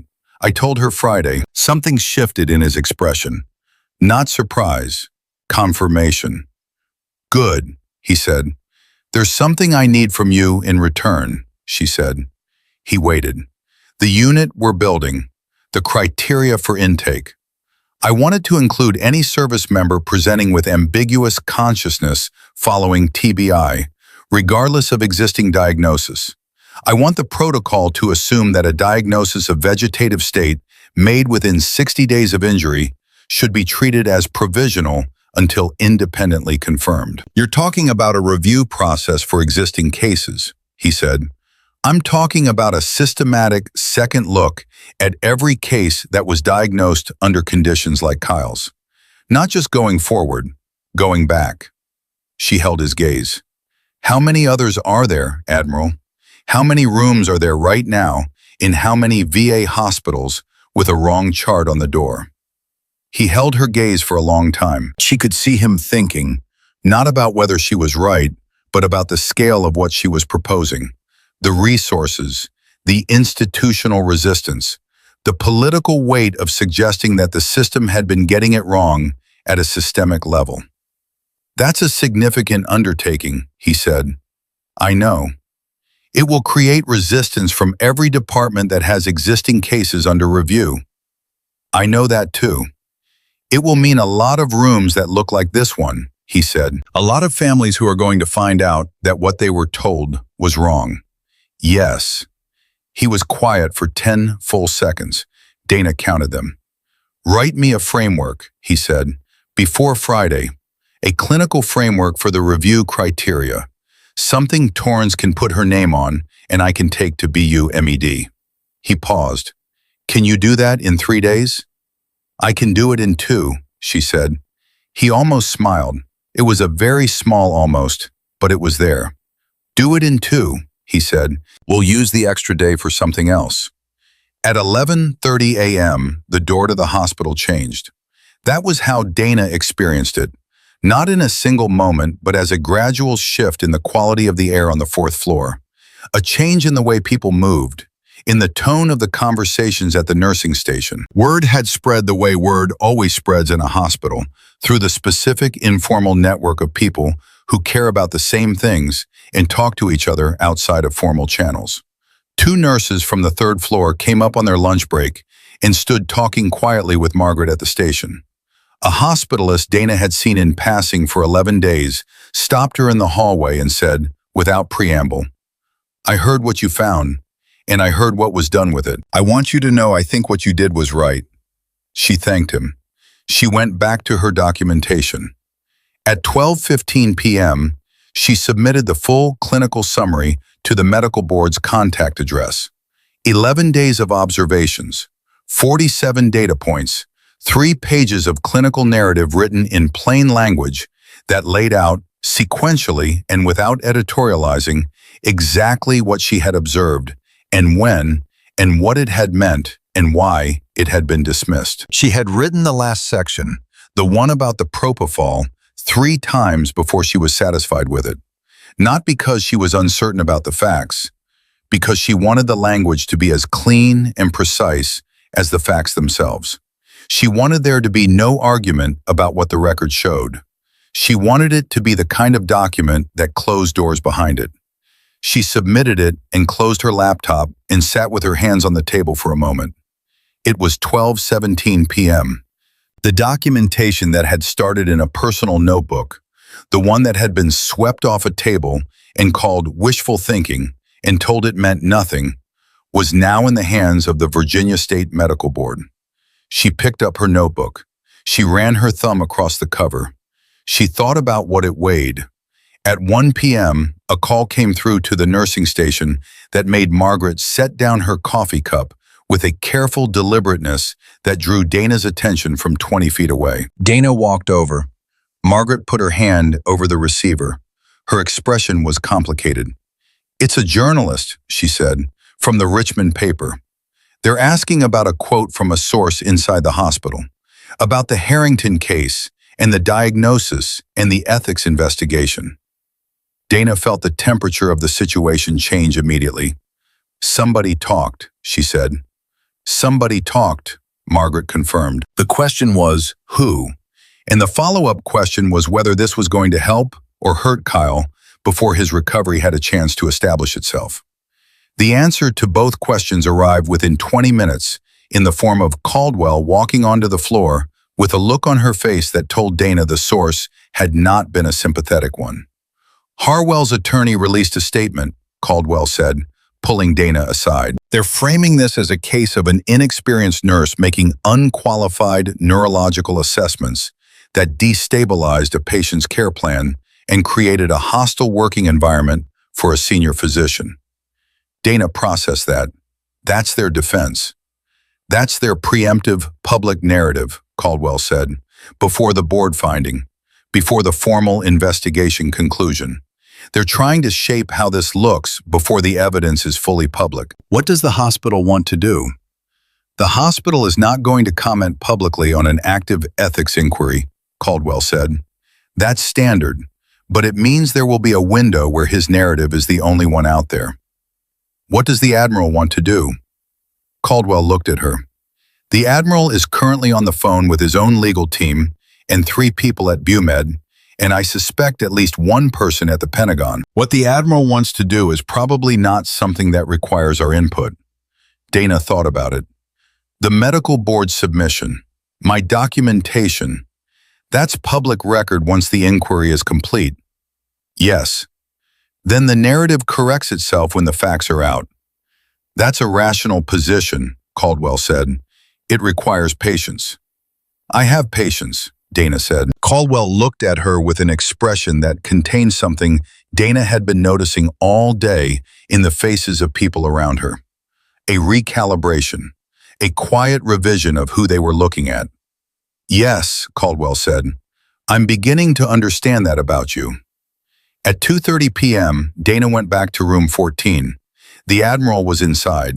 He was sitting in the chair that Patricia usually occupied close to the bed, his elbows on his knees and his face tilted toward his son. He was talking in a low voice, and Dana stood in the doorway for a moment without announcing herself. Not to eavesdrop, but because there was something about what she was seeing that required a second to absorb. This was a man who had commanded SEAL teams in combat zones, who had made decisions in the dark and the cold and the chaos that most people would not be able to carry for a week, who had spent 30 years presenting himself to the world as someone who did not bend. He was talking to his son about a fishing trip from 12 years ago. His voice was low and unhurried and entirely unguarded, and he was holding Kyle's hand with the same unself-conscious ease that Patricia always did. And the monitors were doing what they had been doing since yesterday morning. Those small, consistent deviations in the respiratory line that meant someone on the other side of all that silence was listening. Dana knocked softly on the doorframe. The Admiral looked up. He did not look embarrassed. He looked like a man who had stopped caring about certain kinds of appearances. Dr. Torrance wants to run the stimulation assessment at 3, Dana said. I wanted to give you a heads up. Thank you. He looked back at Kyle. Sit down, Mercer. She pulled the second chair over and sat. They were quiet for a moment. The monitors beeped their steady rhythm. I've been thinking about what you said yesterday, the Admiral said. About the rooms. The other room. I know. I've been thinking about the ones I don't know about. The families sitting in chairs in hospitals right now, being told what we were being told. He paused. My son had me, and he had you. Both of those things are not available to most people. No, Dana said, they're not. What we build at Portsmouth, I wanted to have reach, not just our cases, not just Naval Medical Command. I want a consultation protocol that other hospitals can access, something that can be triggered when a TBI patient presents with ambiguous signs and the treating team is uncertain. A second look request system, Dana said, a formal one, with clinical criteria and response timelines. She was quiet for a moment, thinking through the architecture of it. That would require buy-in from the VA system as a whole, not just individual hospitals. I have conversations at that level, he said. She looked at him. You've been planning this for longer than yesterday. He looked at her sideways. I've been sitting in this room for 4 months thinking about what I would do if someone was right and the doctors were wrong. I just needed someone to be right first. At 3 p.m., Torrance conducted the stimulation assessment. It was 15 minutes of precisely applied auditory and tactile stimulus, structured and documented with the rigor of a clinical trial. Torrance narrated everything she was doing in a calm, clear voice, both for the record and for Kyle, because talking to the patient was now a formal part of the protocol and not a courtesy. At 3:11 p.m., midway through the assessment, Kyle opened his eyes. Not fully, not with the focused, directed gaze of a man waking from sleep. His eyes opened approximately halfway, and the movement was slow and heavy with effort, like pushing against weight. But they were open. Patricia, who was standing against the wall, covered her mouth with both hands. Torrance said very calmly, Kyle, can you hear me? His eyes moved, slowly, imprecisely, but they moved toward the sound of her voice. Good, Torrance said. That's very good, Kyle. His eyes stayed open for approximately 40 seconds. Then they closed again, the effort spent, the brain retreating back to the slower work of recovery. But the room was entirely changed by those 40 seconds. Dana was writing in her notebook. Her hand was steady, her handwriting was clear. The time was 3:11 p.m., and what she wrote was, spontaneous eye-opening, directed gaze, 40-second duration, response to auditory stimulus. She wrote it in the official chart and in her own notebook simultaneously.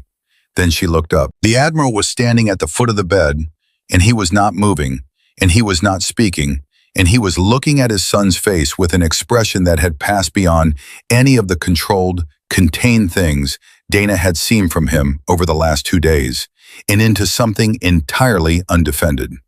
He was looking at his son the way fathers look at their children when they are very small, before the world requires everyone to start performing capability and composure. The way you look at someone when love is not a word that is adequate to the thing.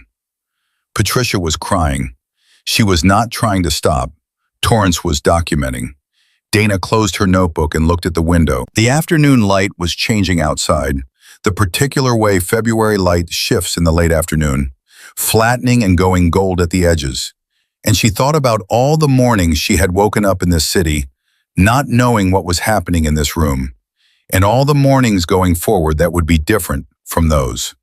She thought about Friday, about Portsmouth, about a building that was going to become something that didn't exist yet. She thought about the framework she had promised the Admiral in 2 days and felt the familiar forward lean of her mind already starting to build it. The clinical criteria, the intake protocols, the review timelines, the consultation architecture. She thought about rooms she had not been in yet, in hospitals she had not visited, with patients she had not met, who were waiting for someone to look one more time. She thought, there is enough of me for this. For the first time in 5 years, she thought that and believed it. Torrance touched her arm. I need your sign-off on the assessment documentation. Dana looked at the form. She read it. She signed her name beneath Torrance's at 3:19 p.m. and handed it back. How do you feel? Torrance asked her quietly. Dana looked at Kyle's closed eyes, at his hands resting on the blanket, at the monitors telling their patient, steady story. Like we just found the edge of something very large, she said. We did, Torrance said. The question is how far in we're willing to go. Dana picked up her notebook. She put it in her pocket. All the way, she said. The framework took Dana 31 hours to write. She started it Thursday evening at her kitchen table with her notebook open and her laptop beside it and a legal pad for the structural outline. The same way she had worked in the field when the mission required planning that had to be right the first time. She worked through Thursday night and into Friday morning, stopping twice to sleep in 90-minute intervals on the couch. And by 6 a.m. Friday, she had something that was not a draft. It was a document, 14 pages, clinical intake criteria, review protocol timelines, consultation request architecture, independent assessment standards, and a 2-page summary written in plain language that could be read by a hospital administrator with no neurology background and understood in a single sitting. She printed 2 copies. She put them in a folder. She drove to Portsmouth. The building the Admiral had described as underutilized was on the northern edge of Naval Medical Center Portsmouth's campus, a 3-story structure that had housed a rehabilitation unit until budget reallocation moved the program 18 months earlier. It had the particular quality of a space that was waiting, not empty but held in suspension, its purpose suspended but not gone. Torrance met her in the lobby at 8:15 a.m. She looked at Dana and then at the folder in Dana's hand. You finished it? Last night. All of it? All of it. Dana handed her the folder. Read the intake criteria first. I want your clinical reaction before we show the Admiral. Torrance opened it standing in the lobby. She read in the focused, unself-conscious way she did everything, the world around her temporarily irrelevant. Dana watched her eyes move down the first page, then the second. When she reached the review timeline section, she stopped and went back 2 paragraphs and read them again. The 60-day provisional window, Torrance said without looking up, any vegetative diagnosis made within 60 days of TBI onset is treated as provisional until independently confirmed under the criteria listed. No exceptions. Some departments are going to push back hard on that. I know. They'll say it creates unnecessary resource burden. It creates necessary accuracy, Dana said, which is what I wrote in the summary. Page 13. Torrance turned to page 13. She read the paragraph. Something in her expression shifted, the particular shift of a clinician recognizing an argument she would have made herself. You wrote this in one night, she said. I had the framework in my head. I just needed to put it on paper.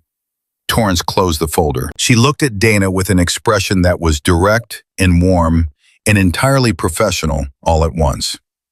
The Admiral is going to want to fast-track this. Good, Dana said. It's going to create a significant fight with certain departments. Also good, Dana said. Fights that need to happen should happen fast.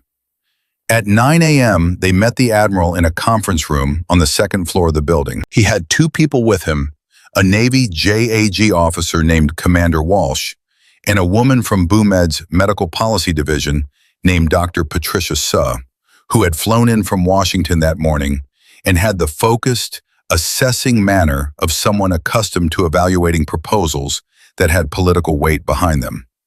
The Admiral introduced everyone without ceremony, and they sat down, and he looked at the folder in front of Dana. "Show me," he said. She walked them through it in 20 minutes. She presented the intake criteria first, then the review protocol, then the consultation request architecture. She spoke clearly and without hedging, the way she had learned to brief in the field, where time was the one thing you could not recover once you spent it. Walsh asked 3 legal questions. Dana answered 2 directly and deferred the third to Torrance, who answered it with a precision that made Walsh write something down. Sue asked about implementation timeline and resource requirements. Dana had a page for that. She slid it across the table. Sue read it. "You're proposing a phased rollout. VA hospitals first, then expansion to TRICARE network facilities. Starting with the 10 VA hospitals with the highest TBI admission rates," Dana said. "The consultation protocol can be operational within 90 days of framework approval. The independent assessment team can be functional out of this building within 60. "That's aggressive," Sue said. "It's achievable," Dana said. Sue looked at Torrance. "You're confident in that timeline?" "I'm confident in the clinical team," Torrance said. "I've been doing this work for 20 years. I know what it takes and I know what we have." She paused. "What we have is better than anything I've worked with before." The Admiral had been reading the summary page. He set it down. "The 60-day provisional window. That's the piece that's going to generate the most resistance institutionally." "I know," Dana said. "I want to talk to you about that directly." He looked at her. "The resistance will come from departments that have existing cases," she said. "Cases that were diagnosed under conditions similar to Kyle's. Physicians who ordered sedation and then ran the confirmatory evaluation. Hospitals where the chart says vegetative and the family has been told there's nothing to look for." She let that sit for exactly the right amount of time. Those are not cases to protect. Those are cases to find. The room was quiet. Walsh shifted in his chair. "The legal exposure for facilities with existing cases is significantly greater if they don't act than if they do," Dana said. "A hospital that proactively reviews and corrects a misdiagnosis is in a fundamentally different position than a hospital that defends one." She looked at Walsh. "I assume you know that better than I do." Walsh looked at his notes. "Yes," he said, "that's correct." The Admiral looked at Sue. Sue looked at her page of notes. The room had the quality of people who have just heard something that has reorganized the shape of the next several months of their professional lives and are adjusting to the new geography. "I'll take this back to BuMed Monday," Sue said finally. "I want to be honest with you that there will be revisions requested. There are things in here that are going to require negotiation." "I expect that," Dana said. "But the core framework," Sue said, tapping the folder, "the core framework is sound." "More than sound." She paused. "This was written by someone who has seen what happens when the system gets this wrong." "Yes," Dana said, "it was." It was 11:30 a.m. when the meeting ended, and the Admiral walked Dana and Torrance through the empty building. He took them through the patient wing first. 12 rooms, each one currently hollow, waiting. Then the assessment suite, larger than anything available at the Richmond VA, with imaging interfaces already installed from the previous rehabilitation program. Then a family consultation space that looked out over a courtyard, light coming through the windows at a low angle. They stood in the consultation space for a moment. "When do we start admitting patients?" Torrance asked. 60 days if BuMed clears the framework," the Admiral said. "I'll push for 45. "I'll start building the assessment protocol this week," Torrance said. "I want Dana working on the clinical intake screening with me." Dana was looking at the courtyard. She was thinking about the rooms behind her, empty now, each one a space that would hold someone who had been found too late or not at all. She was thinking about the families who would sit in the chairs in those rooms, the way Patricia Harrington had sat in a plastic chair for 4 months in Richmond. She was thinking about what it would mean if those families had someone like Torrance from day one. She turned around. "I want to go back to Richmond this weekend." The Admiral looked at her. "Kyle, I want to be there for the next assessment, and I want to spend time with the family before the transfer here. When is Torrance recommending the transfer?" 2 weeks if his trajectory holds, Torrance said. His eye-opening episodes are increasing in frequency. He's showing more consistent, directed response. The stimulation protocol is working. She paused. "He's coming back faster than I projected." "He always was stubborn," the Admiral said. It came out quietly, almost to himself. He looked slightly surprised that he had said it out loud. Dana looked at him. He cleared his throat. "He never quit anything in his life," the Admiral said. "Not once. When he was 12, he broke his collarbone at a wrestling tournament in the first match, and the paramedic told him he was done. He said..." The Admiral stopped. He looked at the window. "He said he'd been hurt worse falling out of bed." He was quiet for a moment. "Competed the rest of the day with a broken collarbone and a borrowed shoulder brace. Came in second." Torrance smiled. Dana said, "He inherited something." The Admiral did not answer that, but the thing that crossed his face was unguarded enough to be its own answer. 3 weeks after the framework meeting, on a Thursday morning at 4:47 a.m., the call came. Dana was asleep in her apartment.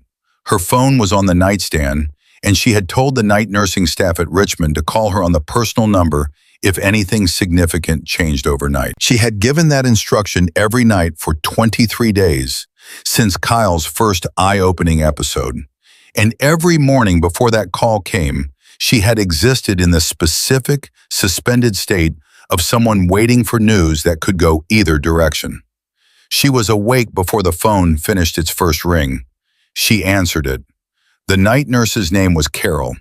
She had been at the VA for 9 years, and she was not a woman who called unnecessarily or dramatized what she reported. Her voice on the phone was steady and professional, and underneath the steadiness was something that was trying very hard not to be something else.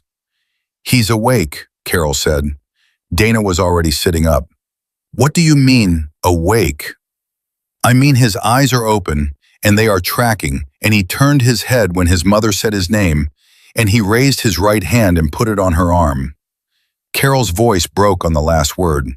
She rebuilt it immediately, but it had broken. "He's awake, Dana." Dana stood up from the bed. Her feet were on the floor, and she was reaching for her clothes with her free hand, and her heart was doing something large and irregular in her chest. "Is Torrance there?" "We called her. She's on her way." "How's Patricia?" Carol's breath came out in something that was not quite a laugh and not quite a sob. "She's not making any sounds that I've heard before from a human being," she said. "But she's okay. She's okay." "I'll be there in 40 minutes, Dana said. She drove faster than she should have, and she did not care. The roads at 4:47 in the morning were mostly empty, and the city moved past her in the dark, and she felt something in her chest that she did not have a clean word for. Something that was larger than relief and different from joy, and closer to the feeling you get when something you staked everything on turns out to have been worth the cost. She thought about the first morning, the pupillary asymmetry, the finger that moved less than a centimeter, the notebook that had been swept off a table. She thought about 36 days of work, of documentation and arguments, and a framework that was currently sitting on the desk of a deputy director at BUMED. She thought about a tent clinic in Kandahar and a 22-year-old soldier and the decision to look one more time. She pushed through the ICU doors at 5:31 a.m. She heard Patricia before she saw her. Not crying, not the 4 months of vigil kind of crying, or even the broken open crying of the day of the imaging. Something different. Something that sounded like a person using a voice they had not been able to use in a very long time. She was talking to her son, fast and low, and with her hands holding his face, and she was saying his name over and over, the way you say someone's name when you have been afraid to say it, as if they can hear you for so long that saying it now feels like water. Dana stopped in the doorway. Kyle's eyes were open, fully open, not the halfway, heavy-lidded effort of the first eye-opening episodes, not the brief, effortful windows that had been increasing in frequency over the last 3 weeks. His eyes were open the way eyes open when the person behind them has made a decision to be present. He was looking at his mother. He was looking at her with the particular, effortful focus of someone who has been fighting toward a specific destination for a very long time and has just arrived. His right hand was on her arm. He had put it there himself. Dana put one hand on the doorframe and did not move. Torrance arrived at 5:38 a.m. She came in fast and professional and stopped beside Dana in the doorway, and they both looked into the room for a moment before either of them moved. "When did it start?" Torrance said quietly. 4:47. Carol called me immediately. Duration of full eye-opening? At least 44 minutes continuous when I got here. I don't have the earlier onset time. Torrance was already writing. That's not an episode, that's emergence. The words settled over Dana like something physical. Emergence. Not a window, not a transient response.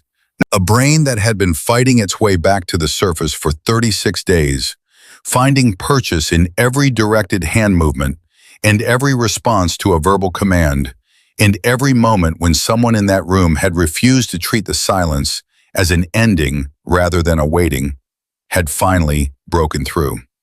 They went in together. Patricia looked up when she heard them. Her face was a thing that should not have been possible to look at directly. That much joy and that much relief concentrated in one expression. And she looked at Dana specifically with something that bypassed language entirely. Torrance moved to the bedside. She introduced herself quietly to Kyle, her voice the same calm, unhurried instrument it always was. And Dana watched Kyle's eyes track to Torrance's face, followed the sound, led the contact for 3 seconds before drifting back to his mother. Directional tracking, sustained eye contact, the brain organizing its attention and pointing it where it chose. "Kyle," Torrance said, "my name is Dr. Torrance. I've been working with your medical team. I'm going to ask you some questions and I want you to answer the best you can. You don't need to speak, just try." His eyes stayed on her face. "Can you blink once for yes?" A pause of 4 seconds. Then Kyle Harrington blinked. Once. Deliberately. Patricia made a sound. Dana wrote the time. 5:41 a.m. Volitional response to yes or no question. Single blink, affirmative. The pen moved across the page and her hand was completely steady, and she was aware, distantly, that her vision had gone slightly blurred, which was inconvenient but also, she decided, acceptable. "Good," Torrance said. "That was very good, Kyle." She ran 10 minutes of rapid assessment, eye tracking, blink responses, motor commands on both sides. Kyle's compliance was inconsistent in the way that emergence always is, not because the ability wasn't there, but because the brain was working at the limits of its current endurance, finding the connections and losing them, and finding them again. But the baseline was unmistakable. This was not minimal consciousness. This was something that had crossed a threshold in the night that it was not going back behind. At 5:55 a.m., Torrance stepped back. She looked at Patricia. He is going to need significant time and intensive rehabilitation. He will have good days and harder days. But what you are seeing right now is real, and it is the beginning of a recovery that is going to continue. She paused. He's coming back, Mrs. Harrington. Patricia pressed both hands over her mouth and nodded. The nodding did not stop for several seconds. Dana was standing near the window when the Admiral arrived at 6:10 a.m. He had not been at the hospital. He had been called, the way she had been called, by a number he had given the night staff with the same instruction. He came through the door in civilian clothes with his coat not fully on, one arm still threading into the sleeve, which was the first time Dana had seen anything in his physical presentation that suggested he had moved faster than deliberate. He stopped when he saw Kyle's open eyes. He stopped completely. In the middle of the room, one arm still in his coat. Kyle's eyes moved to his father. The room held itself very still. The Admiral crossed to the bed. He sat down in the chair beside it, the chair he had sat in for 4 months, saying his son's name into the silence. And he leaned forward and put his hand over Kyle's hand, the same way he always did. "Hey, son," he said. His voice was entirely different from any version of his voice Dana had heard before. Stripped of everything, just the voice of a father talking to his boy. Kyle looked at him. His fingers moved against his father's hand. The Admiral's jaw tightened. He breathed in through his nose and out slowly, and he did not look away from his son's face, and he did not try to say anything else for a long moment. Then Kyle's mouth moved. Not words. The musculature was not there yet for words. 4 months of intubation and disuse did not simply reverse in a single morning. But his lips moved with deliberate effort, and the shape they made was something. The Admiral leaned closer. Kyle tried again. The shape his mouth made, imprecise and effortful and unmistakable, was the shape of Dad. No sound came out, just the shape of it. The Admiral put his forehead down on his son's hand and stayed there. He did not make a sound either, but his shoulders moved once, and that was enough. Dana looked at the window. The February sky outside was beginning to go from black to the particular deep blue that comes just before dawn, the color that arrives when the night has decided it is done and the day has decided to begin. She thought about the first morning she had stood in this room, the pupillary asymmetry, the quiet monitors, the boy in the bed that every chart in the building said was already gone. She thought about what it had cost to refuse to believe the chart. She thought about what it would have cost not to. At 7:15 a.m., she found Torrance at the nursing station, writing the formal emergence documentation. "He's going to make it," Dana said, not a question. "He's going to make it," Torrance confirmed. "The rehab road is long, speech therapy, motor retraining, cognitive rehabilitation. Months, possibly a year before we know the full ceiling of his recovery." She looked up. "But he's in there. He was always in there. You knew that before anyone else." Dana sat down on the edge of the counter. She was tired in a different way than she had been tired before. A cleaner kind of tired. The kind that comes from having spent yourself on something that was worth spending. "The Portsmouth unit," she said. "Boom Med is meeting Monday." "I know. Suh called me last night. She said the core framework survived the internal review essentially intact. The 60-day provisional window is going to require some language adjustment for the final policy document, but the substance holds." Torrance paused. She also said that 3 VA hospital administrators have already submitted informal inquiries about the consultation protocol, before it's even formally approved. Dana looked at her. Three in 2 weeks, because the Harrington story is in the building. People know what happened here, and they're already asking whether it's happened somewhere in their facility. Torrance's voice was level, but there was something underneath it that was not levelness. "You opened a door, Dana, and it turns out there were a lot of people already standing on the other side of it." Dana looked down the hallway toward room 14. The door was closed, but through the small window she could see the light inside, the monitors steady, the shape of the Admiral still in his chair beside his son. She thought about what the Admiral had said in the empty building at Portsmouth, about rooms he did not know about families sitting in chairs being told what the Harringtons had been told. She thought about the framework in Boomed's hands, about 45 days until the first patients arrived at Portsmouth, about the protocol that would, if it worked the way she had designed it to work, make it systematically harder for a system to stop looking before it was certain there was nothing left to find. She thought about all of it, the cost of it, the weight of it, the relentless, exhausting, necessary work of refusing to be the person who walked away. And she thought, yes, this is exactly right. At 8:30 a.m., the Admiral found her in the hospital lounge. He came in quietly and sat down across from her with 2 cups of coffee and set one in front of her without asking. She picked it up. "Thank you." He nodded. They were quiet for a moment, the particular, comfortable quiet of 2 people who had been through something significant together and no longer needed to manage the silence between them. "He's stable," the Admiral said. "Torrance says his endurance will increase quickly now that the emergence has begun. She's scheduling a speech therapy evaluation for Monday." "That's fast." She said early intervention makes a material difference in the trajectory. He wrapped both hands around his coffee cup. "She also said that the stimulation protocol you helped design, the one that's been running for the last 3 weeks, she said it was likely a contributing factor in the speed of his emergence." Dana looked at the table. "She told me you wrote most of it," he said. "We wrote it together." "She said you wrote most of it." Dana let that stand. "I want to ask you something," he said. She looked up. "When you walked into room 14 for the first time and you saw Kyle, before you had any documentation, before the chart review, before any of it, what did you know? Not think, know." She thought about the question honestly. She thought about the pupillary asymmetry and the finger that moved less than a centimeter and the quality of the quiet in that room that had felt different from the quiets she had been in before.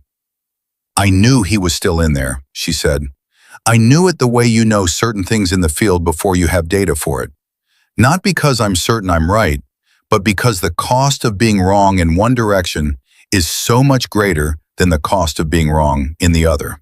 She paused. "If I look and find nothing, I've wasted an hour. If I don't look and he's there, I've lost everything."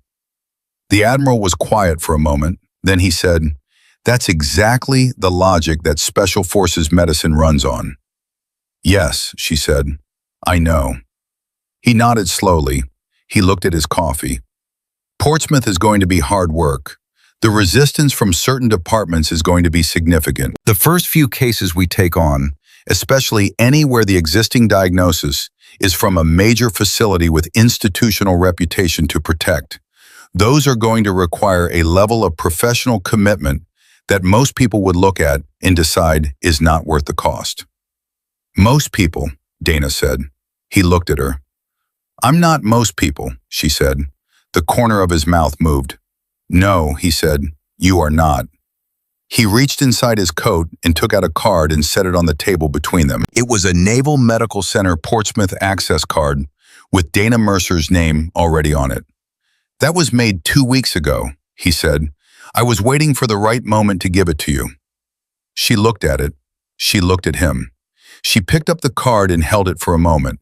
The weight of it, the small, ordinary physical fact of her name on a piece of plastic that meant the door at the end of the hallway was hers to walk through. She thought about a parking lot in Richmond at 3:01 in the morning and a phone in her hand and the sound of a man answering on the second ring because he had not been sleeping either. She thought about 11 days of observations in a notebook, about a pen line drawn through everything she had written by a man who was certain she was wrong. She thought about 4:47 a.m. and a phone ringing and Carol's voice saying 2 words that changed the shape of everything. "He's awake." She put the card in her pocket. "Tell Dr. Torrance I'll be there Monday," she said. She stood up and walked back down the hallway, past the nursing station where Margaret was already in for the day, past the rooms with their steady beeping monitors, past the window through which she could see a February morning arriving outside in full, unhurried light. She pushed open the door to room 14. Kyle was awake.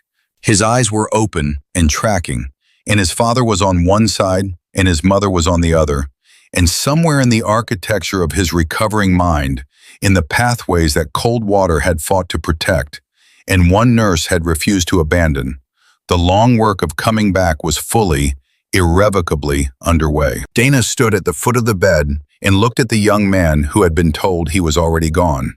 And she thought about every room she had ever stood in where the most important thing she did was refuse to believe the last report.